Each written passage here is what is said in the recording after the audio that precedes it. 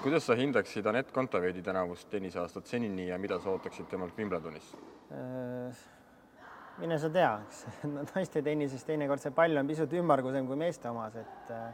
kolmandat korda ta sel hooajal Suure Slami turniiril mängib. Austraalias ja Pariisis oli loosiratas väga karm tema jaoks, et Muguruza ja Venus Williams tulid vastu, et selles suhtes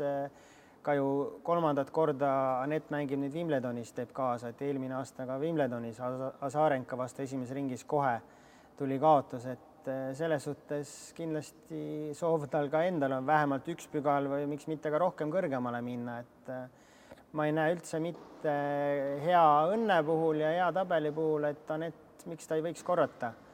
Kaia saavutusi 2010 või 2013, kui Kaia veerandfinaali jõudis, aga sinna on muidugi väga tohutu pikk töö minna.